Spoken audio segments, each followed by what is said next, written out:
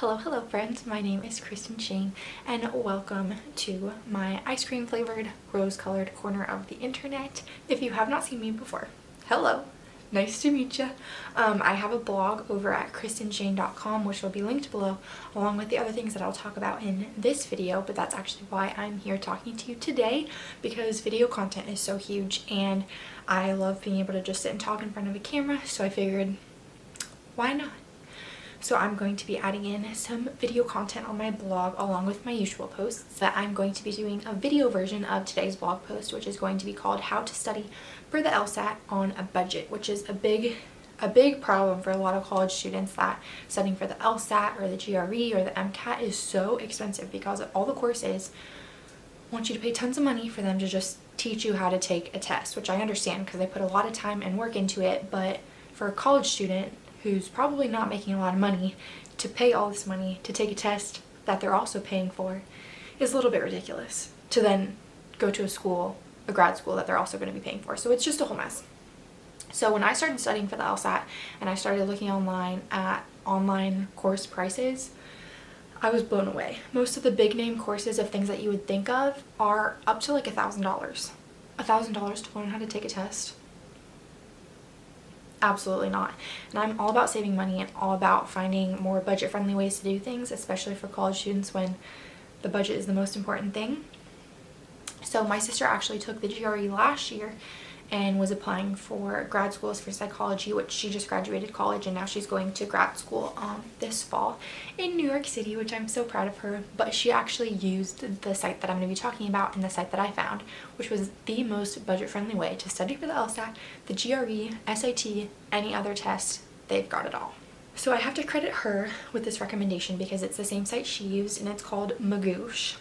Funny name, but they're no joke. Okay. They're awesome. So when I signed up when I was researching online and then I finally signed up for Magoosh, they do, instead of just like a one-time fee, they offer it as a membership. So if I started studying in May and I was going to take the June LSAT, so I only really needed a month, and they offer 1-month memberships. And at the time I signed up, that price was about $79 or $80. So I paid $80 for it, and I just checked today and it's up to $130 for the same membership that I purchased, but I think it's because there's not an LSAT a month from now. So I feel like they might do sales when it's closer to the time of the test, if that makes sense. So now the same thing I purchased is $130 and I paid $80, but regardless, $130 compared to $1,000 is still huge. Huge. It's the 10th of what you'd be paying anywhere else. And I won't get too into it if you're not studying for the LSAT or whatever, but there's a couple different sections for the LSAT, and Magoosh does a great job of breaking it down by each section of the test, and they have tons of video lessons with a couple different teachers that teach you how to take the test and also teach you how to learn to study based on the score that you want to get. So whether you've taken the test before and you're trying to improve to a certain score, or you've never taken it like I hadn't, and you're trying to hit a target score, they also teach you the best way to prepare yourself to try and aim for that score that you want. So like I said, I went with Magoosh. I paid $80. I was super satisfied with that. And then on top of that, I would also recommend buying LSAT books to study, which Magoosh also recommends, and I'm sure the other courses that you could purchase or go to in person will tell you the same thing, that you need some practice books as well. Okay, so I just grabbed my big bad boys. These things are real heavy, but I'm going to show you the 2 books that I purchased, and my biggest regret with studying for the LSAT and preparing and spending money was actually with these books, but I'm going to tell you why. So the first book that I'm going to show you that I bought, that I think you should get regardless of how you study, and that I'm sure you'd be recommended to buy regardless of how you study, is this book, which I think the name is so funny. It's called 10 Actual Official LSAT Prep Tests, and they have different volume numbers based on the year of the test. So this is volume 6, and that just goes based on the years and the prep test numbers, so they number them based on the year they were taken. So right here this says it's prep test 72 through 81, which is just 10 full-length LSATs that have already been administered and then released by LSAC, which is the official company of the LSAT. Following me? So I would recommend getting a book like this regardless of what course you take. But if you're going to do Magoosh, the Magoosh course, I would recommend signing up for Magoosh first and then looking what number of tests they offer the answer videos to. Like, they offer video solutions to help you when you're taking the test. And I purchased this book before I bought Magoosh, so this one overlapped with their lessons a little bit for 3 or 4 tests.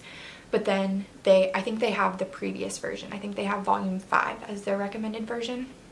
So if you were to buy volume 5, then you could watch all 10 videos to explain all the answers to the 10 tests in this book, which would be super helpful. But I took 3 or 4 practice tests, not 10, so you don't really need that many.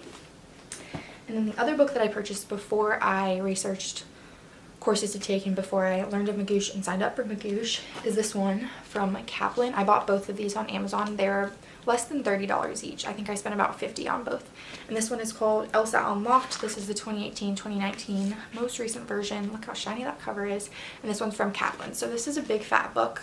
And my one regret with buying this book is that you could use this book, or I'm sure another similar test prep book, to study on its own. Instead of buying a course or going to a course or doing any of that, you could just buy this book for about $30, and I would still recommend getting the other book like I said, but just with those 2 books alone would be enough to study, because this book is written like a course. So if you went from start to finish or kind of jumped around, that would be the same amount of material as a course. But since I had already done the Magoosh course for the month that I was studying, I didn't really need this one, but it was helpful for more practice and different ways of learning things. But I would say that you probably don't need both, so you could always try and buy a course online and then see if you want the book, or try the book first and then see if you want to buy a course. So whichever you prefer, but I would say that you probably don't need a course and a full practice book like this Kaplan one, but I would definitely recommend getting the LSAT version so that you can have full length practice tests to take before you take the exam. So that being said, if you get the $80 price like I did for Magoosh, and you spend about $20 on this book, that's $100 to study for an exam. That's awesome. Compared to $1,000, please and thank you, I'll take it. And I know that's still expensive for a lot of people, but you've got to commit, and law school's a big deal, so to do well, you've got to pay for it, I guess.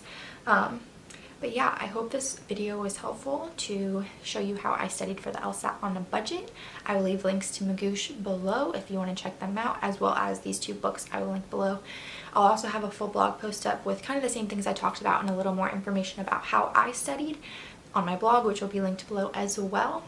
And if you're studying for the LSAT or another grad school exam, let me know in a comment below, or let me know how you studied if you had something else that you did, because I'll probably take the test one more time before I apply for law school. So let me know in a comment below, or you can head over to my blog and leave a comment there. If you've stuck around this video this long, you might as well subscribe now. I mean, everyone says that, right? So I'll say it too. You can go ahead and subscribe to my channel to see future videos. You can subscribe to my blog over on my website so you never miss any Kristen Shane updates. And until then, I'll see you later.